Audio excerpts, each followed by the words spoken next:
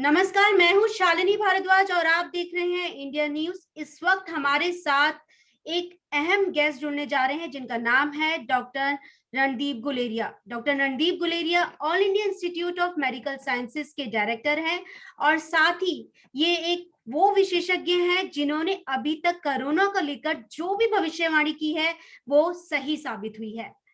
Doctor Randeep Guleria sir, आपका स्वागत है इंडिया न्यूज में। नमस्कार जी, नमस्कार। सर, मेरा पहला सवाल ये है कि आखिरकार ये जो सेकेंड वेव है ये इतनी तेजी से क्यों आगे बढ़ रही है और इतनी बड़ी तादाद में लोगों का अपना शिकार क्यों बना रही है? क्या वजह है इसके पीछे? इसके वजह कई कारण हैं। दो जो मुख्य कारण हैं वो एक तो ये है कि जब हमारे केसेस कम हुए जनवरी फरवरी में और वैक्सीन भी लगना शुरू हो गया, तो बहुत लोगों ने ये सोचना शुरू कर दिया कि अब कोरोना हमारे देश से खत्म हो गया है और जो हमें कोविड अप्रोप्रिएट बिहेवियर निभाना चाहिए था वो हमने एकदम छोड़ दिया।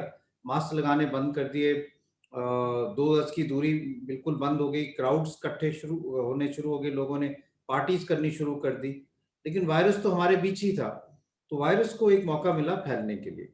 साथ-साथ हमें पता है कि वायरस भी चेंज कर रहा था और वायरस के जो नए वेरिएंट्स हैं, म्यूटेंट्स जो हैं, स्पेशली जो यूके म्यूटेंट है, वो ज़्यादा इन्फेक्शियस है, वो ज़्यादा लोगों में एकदम फैलता है। अगर एक कमरे में 10 लोग हैं, तो पुराने वाला जो वेरिएंट था, अगर वो एक एक व्यक्ति जो कोविड पॉजिटिव वो वहाँ पे बैठेगा, तो 3-4 लोगों को इन्फेक्शन होता था। लेकिन जो नया वेरिएंट है, उस वो इतना इन्फेक्शियस है कि अगर एक कमरे में 10 लोग हैं कि तो उनमें से 9 या 10 के 10 ही इन्फेक्ट हो जाएँगे। तो इसलिए एक तो हमने कोविड एप्रोप्रिएट बिहेवियर कम कर दिया, वायरस को फैलने का मौका दिया।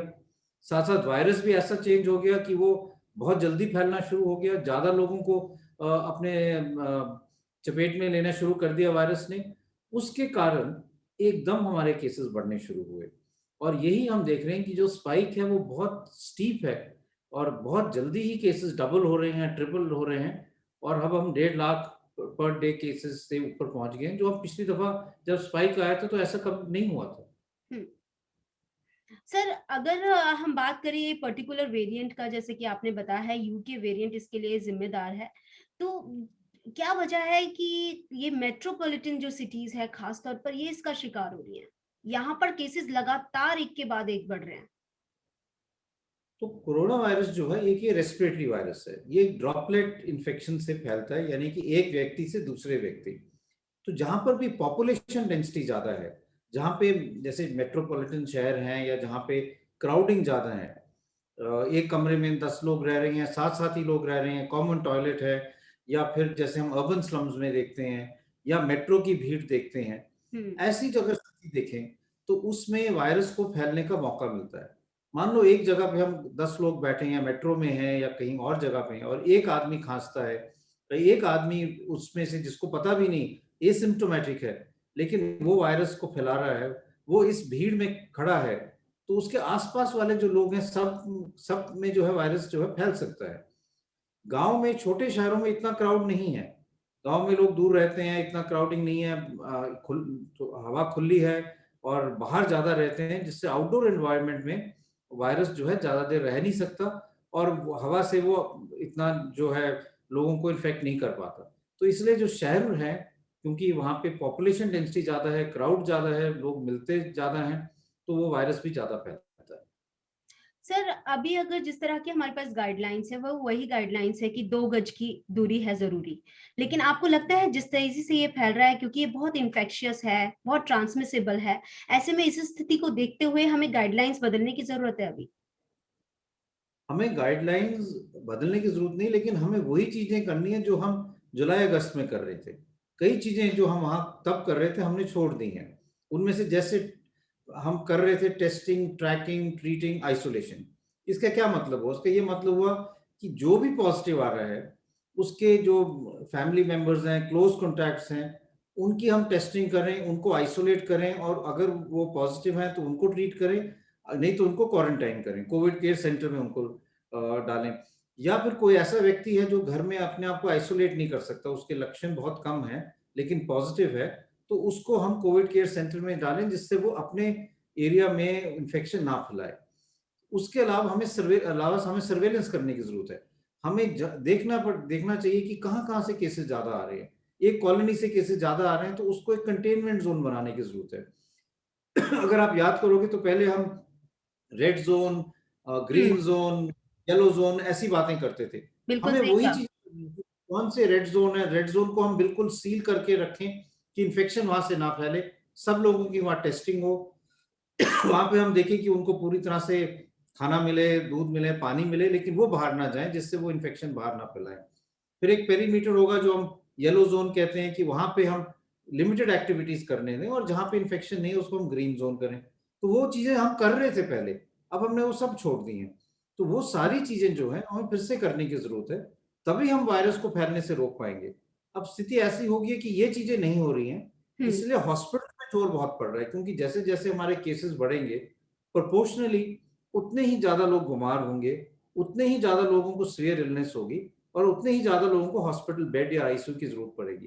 तो अगर हम अपने केसेस नहीं कम करेंगे तो हमारे हॉस्पिटल सिस्टम पे बहुत स्ट्रेन पड़ेगा, और फिर आगे जाके बेड की कमी या और प्रॉब्लम्स होने के चांसेस हो सकते हैं।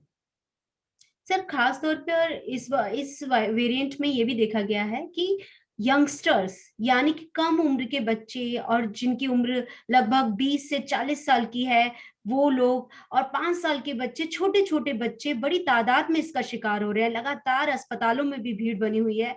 ये एक बहुत चिंता का विषय है क्योंकि आप छोटे बच्चों को कई चीज़ों से नहीं रोक सकते हैं। तो ऐसे में क्या किया जाए सर और इसकी क्या वजह है? आपकी बात सही है कि अगर हम आंकड़े देखें तो कंपैरेटिवली इस दफा यंगर एज ग्रुप में और बच्चों में केसेस जो हैं वो ज्यादा है। ऑल्दो ओल्डर एज ग्रुप में भी है, बट कंपैरेटिवली भी ज्यादा है। हुँ, उसके भी यही कारण है कि पिछली दफा हमने बच्चों को बचा के रखा था, हमने उनको अंदर, घर के अंदर रखा था, बाहर नहीं जाने दिया था। हमें पता था कि ये ससेप्टेबल पॉपुलेशन है। तो वो सारे कारणों के लिए से बच्चे बचे हुए थे। अब जैसे जैसे जनवरी फरवरी आया, हमने सोचा कि कोविड नहीं है, तो घूमना भी शुरू हो गया, बच्चे भी बाहर आने शुरू हो गए, कई जगह स्कूल्स भी खुल गए।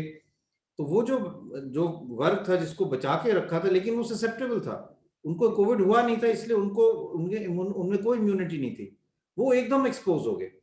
और फिर वायरस भी ऐसा था जो ज्यादा फैल रहा था, तो इसलिए उस इस वर्ग में एकदम केसेस ज्यादा होने लगे। दूसरी चीज है, जो यंगर एज ग्रुप लोग हैं उनको ये लगा कि हमारे यहाँ माइल्ड डिजीज होती है, यंग एज में डिजीज जो है इतनी सिवियर नहीं, हमें घबराने की जरूरत नहीं है। और इसलिए उन लोगों में घूमना ज्यादा हो गया, उन लोगों में बाहर ज्यादा पार्टीज या क्लब्स में या पब्स में जाना ज्यादा हो गया।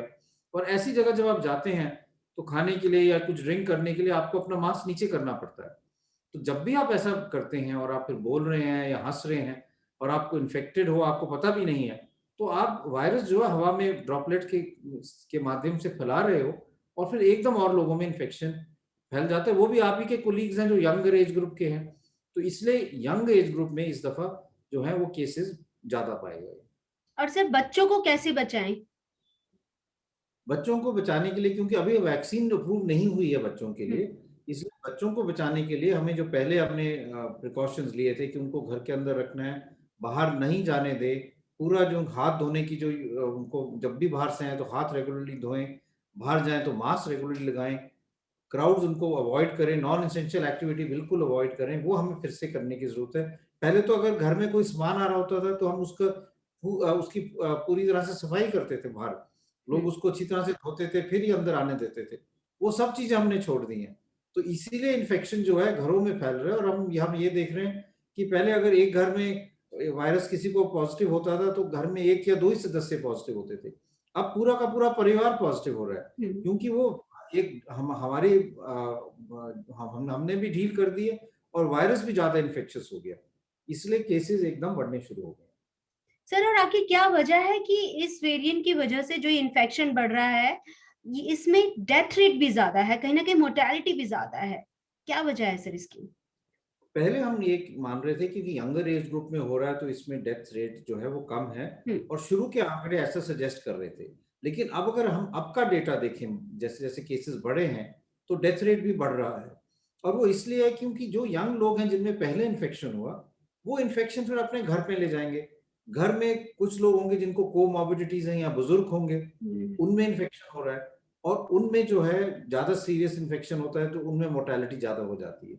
दूसरा ये है कि यंगर एज ग्रुप में कई लोग उस बीमारी को सीरियसली ले नहीं रहे, और जब उनकी कंडीशन बहुत खराब हो जाती है, तब जब वो बहुत सीरियस हो जाते हैं तभी हॉस्पिटल पहुंचते हैं, और फिर ऐसी स्टेज में जब वो पहुंचते हैं तो फिर उनको दवाई भी डिले हो जाती है, ट्रीटमेंट भी डिले हो जाता है, तो उससे मोर्टेलिटी बढ़ जाती है।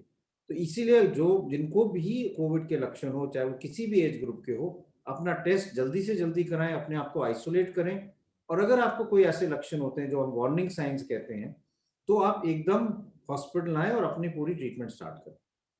सर, आपको लगता है कि पहले जिस तरह से हमने लॉकडाउन लगाया था, सरकार ने एक स्टेप उठाया था, तो इसी तरह से अभी लॉकडाउन लगाने की जरूरत है, या फिर कुछ ऐसा किया जाए जैसे कि हम आपने बताया कि कंटेनमेंट जोन हो, मिनी लॉकडाउन हो, या फिर कर्फ्यू की जगह वीकेंड लॉकडाउन लगाया जाए, क्योंकि वीकेंड एक ऐसा समय होता है जब फैमिली गैदरिंग्स होती है, लोग ज्यादा मिलते हैं या फिर पार्टीज करते हैं। क्या कहना चाहेंगे आप इस पर?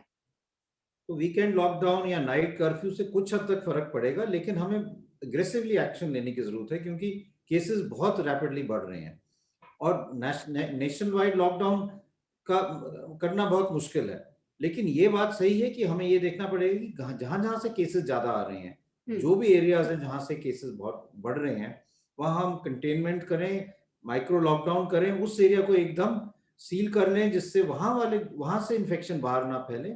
वहां पे हम पूरी ट्रीटमेंट करें, लोगों की टेस्टिंग करें, आइसोलेशन करें, जिससे वहां पे लोगों को पूरा ट्रीटमेंट मिले, लेकिन वो बाहर ना जाए, क्योंकि इन्फेक्शन तो ह्यूमन टू ह्यूमन स्प्रेड है।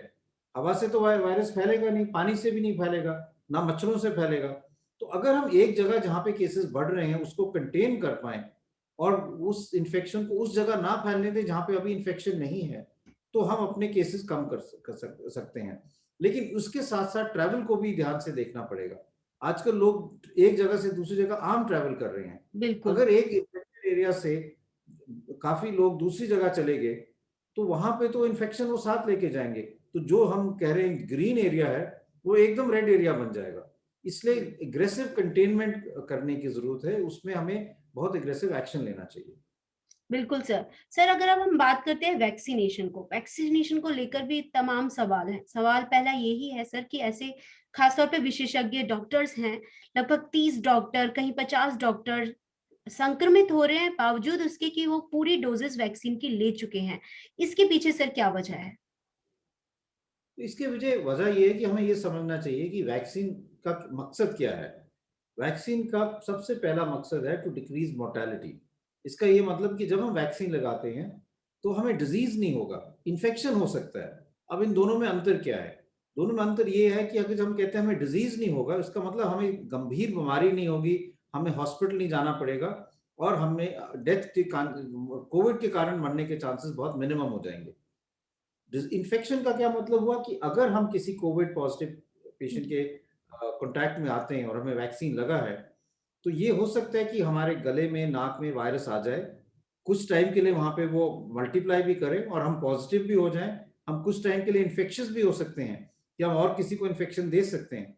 लेकिन क्योंकि हमारे शरीर में एंटीबॉडीज बनी हुई हैं, वो उस वायरस को आगे नहीं बढ़ने देंगे और सीरियस इलनेस नहीं होने देंगे।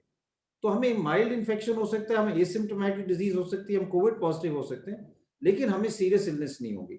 इसलिए हम बार बार कह रहे हैं कि वैक्सीन लगाने के बाद भी कोविड अप्रोप्रिएट बिहेवियर, मास्क लगाना बहुत जरूरी है, क्योंकि आपने वैक्सीन लगा ली, आप तो सेफ हैं, आपको सीरियस इलनेस नहीं होगी। लेकिन अगर आपको माइल्ड इन्फेक्शन होगी, तो आप घर में और लोगों को इन्फेक्शन दे सकते हो जिनको अभी वैक्सीन नहीं लगी। इसलिए वैक्सीन लगाने के बाद भी पूरे एहतियात रखने की जरूरत है। सर, एक और समस्या सामने आ रही है, वो ये आ रही है कि जैसे कई लोगों से हमारी बातचीत हुई है, विशेषज्ञों से भी बात हुई है, साइंटिस्ट से भी बात हुई है, उन सबका यही कहना है कि लोगों के शरीर में एंटीबॉडीज बेहद कम बन रही हैं, और यही एक वजह है कि उनको दोबारा से कोरोना हो रहा है। आखिर क्या वजह है सर इसके पीछे? देखिए, अगर हम आजकल जो टेस्ट कर रहे हैं, वो हम जो देखते हैं वो आईजीजी एंटीबॉडीज देखते हैं। हम्म। हमें जो देखना चाहिए वो है न्यूट्रलाइजिंग एंटीबॉडीज। वो टेस्ट हम रूटीनली नहीं करते हैं। इसके अलावा जो हमारा इम्यून सिस्टम है, उसमें और कई चीजें होती हैं जो वैक्सीन से होती हैं। एक होता है जिसको हम कहते हैं सेल मीडिएटेड इम्यूनिटी, वो हम्म। हम नहीं देखते, लेकिन वो भी लॉन्ग लास्टिंग इम्यूनिटी होती है। और एक होता है जो टी सेल या मेमोरी सेल जो हम कहते हैं, वो वायरस को, जो वैक्सीन से हमें जो इंफॉर्मेशन मिली है, उसको स्टोर करके रखते हैं, और जब भी एक्सपोजर होता है तो एकदम वो एंटीबॉडीज बनाना शुरू कर बॉडी एंटीबॉडीज बनाना शुरू कर देती है। तो इसलिए जब हम इम्यूनिटी की बात करते हैं तो हमें पूरी उसको होल स्पेक्ट्रम को देखने की जरूरत है। जो हम एंटीबॉडीज का टेस्ट करके देखते हैं कि हमें एंटीबॉडीज बनी है या नहीं है, वो सिर्फ उसका एक भाग है। उसमें और कई चीजें हैं जो वैक्सीन हमें प्रोटेक्शन देती है। उसमें से सेल मीडिएटेड इम्यूनिटी भी है, मेमोरी टी सेल्स भी हैं। इसलिए हमें सिर्फ एंटीबॉडी टाइटर देके ये नहीं कहना चाहिए कि हमें प्रोटेक्शन नहीं है। लेकिन मैं फिर से यही कहूंगा कि प्रोटेक्शन जो है वो डिजीज से है, इन्फेक्शन से नहीं है। और जैसे जैसे टाइम गुजरता है तो हमें ये भी आइडिया नहीं है कि एंटीबॉडीज और इन जो प्रोटेक्शन है वो कितनी रहेगी। इसलिए रिसर्च हो रही है कि अगर बूस्टर डोज वैक्सीन चाहिए बिल्कुल सर, 6 महीने बूस्टर डोज। बाद, 1.5 साल बाद वो लेनी पड़ेगी या नहीं लेनी पड़ेगी, वो अब इस साल के एंड तक हमें क्लियर पिक्चर आ जाएगी। सर और ऐसा भी है कि अगर सपोज करिए अगर कोई कोविशील्ड वैक्सीन ले लेता है, पूरी डोज ले लेता है, तो उसके बावजूद वो चाहते हैं कि हम और प्रोटेक्टिव रहें, इसके लिए वो कोवैक्सीन लेना चाहता है, तो क्या ये पॉसिबिलिटी है कि यानी कि एक कंपनी के बाद वो दूसरी कंपनी की वैक्सीन भी ले सकते हैं? अभी ये पॉसिबिलिटी नहीं है क्योंकि हमारे पास वैक्सीन के इतने डोजेज नहीं है। और इसलिए हम ये चाहेंगे कि सबको एटलीस्ट पूरी वैक्सीन तो लग जाए। उसके बाद अगर हम तीसरा डोज देना चाहें उसके बारे में हम देख सकते हैं। इस बारे में कुछ स्टडीज भी हो रही हैं कि हम वैक्सीन को मिक्स कर सकते हैं या नहीं। जैसे आपने पहले कोविशील्ड लगाई, उसके बाद आपने स्पुतनिक वैक्सीन लगा दी, या आपने पहले फाइजर लगाई और उसके बाद आपने कोविशील्ड लगा ली या एस्ट्राजेनिका की वैक्सीन लगा ली, क्या इससे आपको ज्यादा इम्यूनिटी मिलेगी या नहीं। तो इस पे अभी रिसर्च चल रही है, ट्रायल्स हो रही हैं। अगले कुछ 2-3 महीने में इसका रिजल्ट भी आ जाना चाहिए। तो हमें पता चलेगा कि हम वैक्सीन के साथ इंटरप्ले कर सकते हैं या नहीं है। अभी तक जो भी ट्रायल्स हुई हैं उसमें फर्स्ट डोज, सेकंड डोज और सब्सिक्वेंटली जो है वो एक ही वैक्सीन दी गई है। ये हो सकता है कि बाद में हम ये देखें कि हाँ, हम दूसरी वैक्सीन लगाएं तो शायद उससे बेहतर इम्यूनिटी मिले।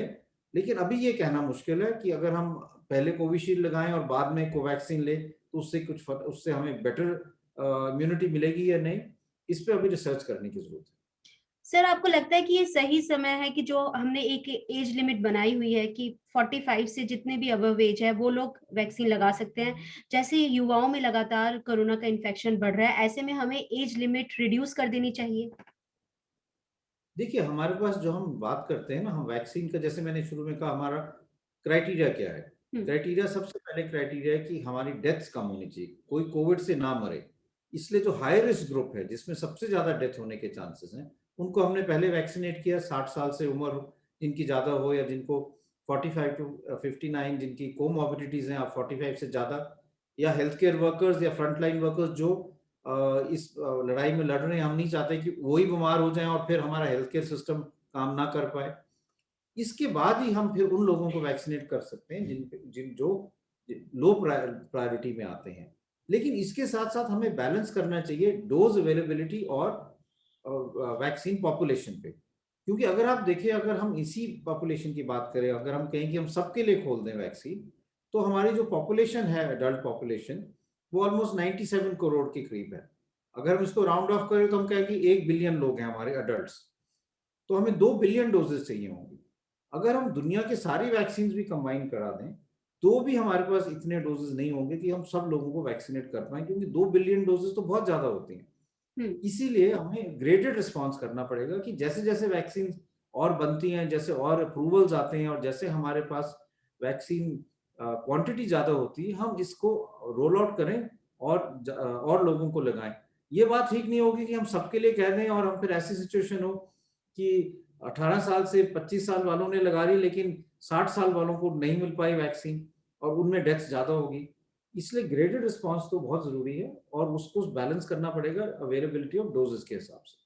लेकिन सर अभी कई ऐसे राज्य हैं जहां पर डोजेस जो है उनकी डोजेस की मात्रा बेहद कम हो गई है, ऐसे में क्या किया जाए? क्योंकि कई सिंगल डबल डोज बहुत कम लोगों को मिल पाई है, कईयों को सिंगल मिली है, डबल डोज नहीं मिल पाई है, तो इस स्थिति से जो है कैसे निपटा जाए?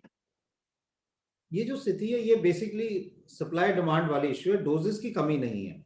लेकिन ऐसा होता है कि हम हर जब भी जहां भी वैक्सीन दी जाती है उसमें ये देखा जाता है कि वहां पे कितने लोग हैं जो एलिजिबल हैं और कितना वैक्सीन अपटेक है। मान लो एक सेंटर पे 50 लोग रोज आ रहे हैं, तो तो आप 50-75 रोज वैक्सीन का आप वहां पे सप्लाई रखोगे और वो चेन मेंटेन करोगे। अब उसी सेंटर पे अगले दिन 500 लोग आ जाए, तो आप एकदम अपने डोजेस तो नहीं, कोल्ड चेन मेंटेन करनी पड़ती है, वैक्सीन की स्टोरेज ठीक से होनी चाहिए, तो आप एकदम उसको अपस्केल नहीं कर सकते। और वही हुआ कि पहले कई जगह थी जहां वैक्सीन हेजिटेंसी थी, लोग आगे आ ही नहीं रहे थे वैक्सीन लगाने के लिए। जैसे ये स्पाइक हुआ कुछ एरियाज में, तो एकदम लोगों में घबराहट हुई और एकदम सबके सब वैक्सीन लगाने पहुंच गए। तो जहां पे 50-60 लोग आ रहे थे, वहां पे एकदम 500 लोग आने लग गए। तो इसलिए ये थोड़ा सा इम्बैलेंस है। ये मुझे लगता है कि 1-2 दिन में बिल्कुल करेक्ट हो जाएगा, क्योंकि जैसे जैसे डिमांड है वहां पे वैक्सीन ज्यादा मिल जाएंगी, जहां पे डिमांड कम है वहां से वैक्सीन मूव होके जहां पे ईगरनेस है वहां पे ज्यादा वैक्सीन दी जाएगी, जहां पे हेजिटेंसी है वहां पे हम अभी कम कर सकते हैं। सर, और वेस्टेज जो है ये भी एक बेहद बड़ा सवाल है कि वेस्टेज को कैसे कंट्रोल किया जाए। कई राज्य हैं जहां पर वेस्टेज के भी मामले सामने आए हैं। वेस्टेज जो है ना, उसका हमें समझना चाहिए कि वेस्टेज इसलिए होता है क्योंकि हमारे पास वैक्सीन जो है वायल में आती है। एक वायल में 10 डोजेज या 20 डोजेज होती हैं। तो इसका मतलब अगर आपने एक वायल खोली और आप तो 20 के 20 डोज आपको यूज करने चाहिए। तो जब भी आप अपने वायल खोल रहे हैं तो आप ऐसे प्लानिंग करें आप। और कई जगह पे तो एक से ज्यादा वैक्सीनेशन सेंटर्स हैं कि इतने लोग, स्पेशली जब आपका वैक्सीनेशन का लास्ट फेज आ रहा है, सुबह तो कोई प्रॉब्लम नहीं है, लेकिन एंड में अगर एक ही व्यक्ति है और आपको पूरी वाइल खोलनी पड़ रही है, तो आप देखें कि और जगह से भी कोई वेट कर रहा है वैक्सीन के लिए, उनको भी बुला के वो पूरी वाइल यूज की जाए, जिससे वो वाइल वेस्ट ना हो। तो उसके लिए हर एक वैक्सीनेशन सेंटर को अपनी स्ट्रैटेजी बनानी पड़ेगी, अपने ही एरिया में देखना पड़ेगा कि हम कैसे लास्ट वाइल्स जो है उसको शेयर कर सकते हैं जिससे वेस्टेज ना हो। बिल्कुल सर। सर, वैक्सीन लगवाने से पहले आपको लगता है कि किसी तरह का टेस्ट कराना चाहिए? जैसे कि कई लोगों का मानना है कि सीआरपी टेस्ट कराना चाहिए। क्या कहेंगे सर इस पर आप? कई लोग ये कहते हैं कि हमें वैक्सीन लगाने से पहले कुछ ब्लड टेस्ट कराने चाहिए। हम्म। इसकी कोई इंडिकेशन नहीं है।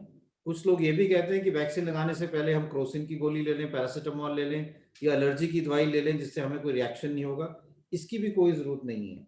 तो मैं ये साफ कहना चाहूंगा कि कोई टेस्ट कराने की जरूरत नहीं है वैक्सीन लगाने से पहले। आप वैक्सीन सेंटर पे जाएं, अगर आपके कोई कॉन्ट्राइंडिकेशन नहीं है तो आप वैक्सीन आराम से लगाएं, कोई टेस्ट करने की जरूरत नहीं है। और वैक्सीन लगाने के बाद अगर आपको कोई लक्षण हो तो उसका हम पूरा ट्रीटमेंट कर सकते हैं। अगर बुखार हुआ तो बुखार की गोली ले ली, दर्द हुआ तो दर्द की गोली ले ली, और यूजली ये बड़े माइनर से साइड इफेक्ट्स होते हैं, मेजॉरिटी को कोई साइड इफेक्ट्स नहीं होते। इसलिए वैक्सीन लगाने से पहले ना कोई टेस्ट करने की जरूरत है, ना कोई दवाई लेने की जरूरत है। सर, डायबिटिक पेशेंट्स हो गए या फिर हाई बीपी के पेशेंट हो गए, कार्डिक प्रॉब्लम्स जिनको है, ये जो पेशेंट्स है ये अपना ख्याल कैसे रखें? तो सबसे पहली चीज है कि ये हाई रिस्क ग्रुप में आते हैं, जिनको हार्ट की प्रॉब्लम है, शुगर की प्रॉब्लम है, या जिनके फेफड़े कमजोर हैं। तो इनको वैक्सीन जब इनकी बारी आती है वैक्सीन लगाना चाहिए। और ज्यादा से 80 टू मोर देन 80% जो लोग जिनको ये प्रॉब्लम है उनकी एज 45 से ज्यादा है। तो इनको आगे आके सबसे पहले वैक्सीन लगाना चाहिए, क्योंकि उससे उनको सिवियर डिजीज से प्रोटेक्शन मिलेगा। ये इस ग्रुप में आते हैं जिनको सिवियर कोविड हो सकता है। तो इनको बहुत ज्यादा ध्यान रखने की जरूरत है। स्पेशली जैसे हम कह रहे हैं कोविड अप्रोप्रिएट बिहेवियर, रेगुलरली अपने हाथ धोएं, क्राउडेड एरियाज में ना जाएं, जहां भी उनको लगता है भीड़ इकट्ठी होने वाली है, भीड़ है जहाँ पे लोग बिना मास्क के वहां पे होंगे, वहां पे ना जाए, क्योंकि इनको अगर कोविड हो जाएगा तो वो सीरियस हो सकता है। घर में भी पूरी प्रिकॉशन रखें कि सफाई पूरी हो, सैनिटाइजेशन से जहां जहां सर्फेसिस टच हो रही है वहां पे क्लीनिंग अच्छी तरह से उनको साफ किया जाए। और पूरा ध्यान रखें कि वो एक्सपोजर किसी व्यक्ति से उनको एक्सपोजर ना हो। बिल्कुल सर, सही कहा आपने। सर, एक सवाल और है मेरा, आपको क्या लगता है सर ये कर्व कब तक फ्लैटन हो पाएगा? क्योंकि अभी तक तो लगभग 1.5 लाख से ज्यादा मामले बढ़ चुके हैं। आगे की स्थिति के बारे में आप क्या कहेंगे सर? अभी तो कुछ दिन ये कर्व बढ़ सकता है, और ये कर्व फ्लैटन कब होगा और कैसे केसेस कम होंगे कुछ हद तक तो हम सब पे निर्भर करता है। अगर हम इस वायरस को फैलने से रोकें, कोविड अप्रोप्रिएट बिहेवियर निभाएं, क्राउड्स ना होने दें, नॉन एसेंशियल ट्रैवल को रोकें, अगर घर से काम कर सकते हैं तो घर से ही काम करें, तो केसेस कम होंगे और ये जो पीक है ये जल्दी कम होगा। अगर हम ये सब नहीं करेंगे तो हमें ये समझना चाहिए कि हमारे, अगर हम पॉपुलेशन देखें और सर्वेलेंस, सीरो सर्वेलेंस का डेटा देखें, तो सारे इंडिया में जो लोगों को प्रोटेक्शन मिली थी, जिन लोगों में एंटीबॉडीज थी, वो कोई 20% के करीब ही थी। शहरों में थोड़ी ज्यादा थी, 50% तक भी थी। लेकिन इसका ये मतलब है कि 80% तक जो लोग हैं भारत में, वो अभी ससेप्टेबल हैं, उनको इन्फेक्शन हो सकता है, उनमें कोई एंटीबॉडीज नहीं है।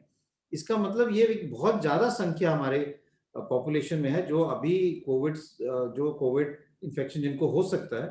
और इसीलिए अगर हमें ये इन्फेक्शन रोकना है तो हमें अपना पूरा एफर्ट करना पड़ेगा कि कोविड अप्रोप्रिएट बिहेवियर हम निभाएं, क्राउड्स ना इकट्ठे होने दें, हाथ धोएं और 2 गज की दूरी रखें। ये सब हमारे हाथ में है। मैं पहले भी कहा तो अभी भी कहूंगा कि जो कोविड की लड़ाई है, ये हॉस्पिटल वाली लड़ाई नहीं है। हॉस्पिटल तो बाद की बात है। कोविड की लड़ाई जो जीतनी है वो हमें जो है पब्लिक लोगों की एक्टिव पार्टिसिपेशन से ही हम जीत पाएंगे, क्योंकि केसेस अगर हमें रोकने हैं। अगर पेशेंट बीमार होकर हॉस्पिटल पे आ गया तो फिर तो हम बहुत आगे निकल गए। हमें तो ये करना चाहिए कि पेशेंट ही ना आए, पेशेंट को इन्फेक्शन ही ना हो।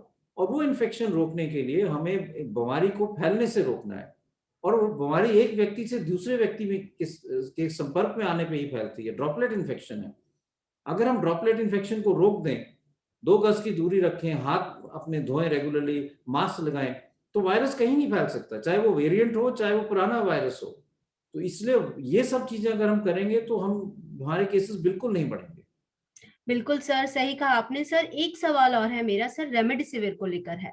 रेमडेसिविर जो इंजेक्शन है बेसिकली उसको लेकर ब्लैकमेलिंग को लेकर है, साथ में ये जो ब्लैक मार्केटिंग और ये सारी चीजें हो रही हैं। आपको क्या लगता है रेमडेसिविर जो इंजेक्शन है इसकी जरूरत कब पड़ती है? क्योंकि कई बार देखा गया है कि जो सिवियर केसेस हैं या फिर जो क्रॉनिक केसेस हैं उनमें इस इंजेक्शन का इस्तेमाल होता है। आखिर कब इसका इस्तेमाल होना चाहिए और ये किस तरह से वो काम करता है? ये बहुत जरूरी है समझना कि जो हमने पिछले साल में सीखा है ट्रीटमेंट में, वो 2 चीजें हमने सीखी हैं। एक तो यही है कि जो हम ड्रग्स दवाइयां देते हैं, कौन सी दवाई काम करती है, कौन सी नहीं करती। लेकिन उसके अलावा हमने ये भी सीखा है कि दवाई का टाइमिंग बहुत जरूरी है। हमारे पास स्टीरॉइड्स भी हैं, रेमडेसिविर भी है, और दवाइयां भी हैं, एंटीकोगुलेंट्स भी हैं। लेकिन अगर हम उसको गलत टाइम में दे देंगे तो वो ज्यादा नुकसान करती है, उससे डेथ रेट बढ़ सकते हैं। डे 1 पे अगर कोई स्टीरॉइड्स लेता है तो उससे स्टडीज ने शो किया कि वो पेशेंट की जो कंडीशन है वो ज्यादा खराब होती है। तो इसलिए ये ट्रीटमेंट स्ट्रैटेजी जो है वो समझना जरूरी है। रेमडेसिविर जो है वो एंटीवायरल है, लेकिन अभी तक किसी ट्रायल ने ये नहीं शो किया कि वो डेथ्स को कम करती है। वो सिर्फ इसने शो किया है कि वो हॉस्पिटल एडमिशन को कम कर सकती है। लेकिन रेमडेसिविर तभी काम करती है जब आपको मॉडरेट इलनेस हो, जब आपके 5 से 7 दिन में आपकी ऑक्सीजन सैचुरेशन घट रही हो, एक्सरे में या सीटी में पैच आ रहा हो, या बुखार तेज हो रहा हो, तब रेमडेसिविर देने का फायदा है। उससे पहले देने का कोई फायदा नहीं है, और बहुत बाद में देने का फायदा नहीं है, क्योंकि तब वायरस जो है वो आप बाद में दोगे तो अब तो वायरस है ही नहीं, अब तो इन्फ्लेमेटरी रिस्पॉन्स हो रहा है। तो इसलिए एंटीवायरल का कोई रोल नहीं है। बहुत जल्दी दोगे तो भी कोई फायदा नहीं है, क्योंकि वैसे ही कई लोग ठीक हो जाएंगे बिना दवाई के, और दवाई के अपने साइड इफेक्ट्स होते हैं। तो ये बहुत जरूरी है समझना कि ट्रीटमेंट की जो है वो कब देना चाहिए और किस सिचुएशन में देना चाहिए। अभी कई दफा लोग सारी दवाइयां इकट्ठी दे देते हैं, जिससे ज्यादा नुकसान होता है। यानी कि साइड इफेक्ट्स भी हैं इसके सर। सर बिल्कुल एक बिल्कुल। सवाल और है कि हॉस्पिटल्स में जगह नहीं है, बेड्स की कमी है। आने वाले समय में अगर और भी ज्यादा इन्फेक्शन रेट बढ़ता है तो ऐसे में और भी समस्या सामने आएगी। ऐसे में घर रहकर कैसे, अगर किसी को कोरोना पॉजिटिव होता है, कोई घर रहकर वो अपनी कैसे अपना ख्याल रख सकता है? तो ये बहुत जरूरी है समझना, और इसको हम कहते हैं ट्राइजिंग करना जरूरी है। और उसमें हम 3 चीजें देखते हैं कि भाई जो व्यक्ति है वो होम आइसोलेशन कर सकता है या नहीं, घर में उसकी सुविधा है या नहीं। अगर सुविधा नहीं है होम आइसोलेशन के लिए, और तो फिर हम उनको कोविड केयर सेंटर भेजते हैं। दूसरा ये देखते हैं कि कंडीशन क्या है। कंडीशन में 2 चीजें हैं, एक तो कि आपके लक्षण क्या है, सैचुरेशन ठीक है, और कोई सिम्टम तो नहीं है जिसके लिए हॉस्पिटलाइजेशन की जरूरत है, ब्लड प्रेशर वगैरह और सब आपके ठीक है, या फिर कोई कोमॉर्बिडिटीज तो नहीं है, बहुत ज्यादा हाई ब्लड शुगर तो नहीं है, ब्लड प्रेशर बहुत अनकंट्रोल्ड तो नहीं है। अगर ऐसा कुछ नहीं है, सैचुरेशन आपकी ठीक है, सिर्फ बुखार है, आपको कोई और तकलीफ नहीं है, आप घर पे आइसोलेट कर सकते हैं, अगर होम आइसोलेशन की आपके पास घर पे फैसिलिटी है। लेकिन अगर एक कमरे में 5 लोग रह रहे हैं तो उसमें तो होम आइसोलेशन हो नहीं सकता, तब आपको सही कोविड कहा। Covid centre. लेकिन अगर आप अलग कमरे में रह सकते हैं जिसके साथ अटैच बाथरूम है, और आप पूरा वेबसाइट में भी सरकार ने भी पूरा प्रोटोकॉल दिया हुआ है कि घर अपने कमरे में क्या क्या करने की जरूरत है।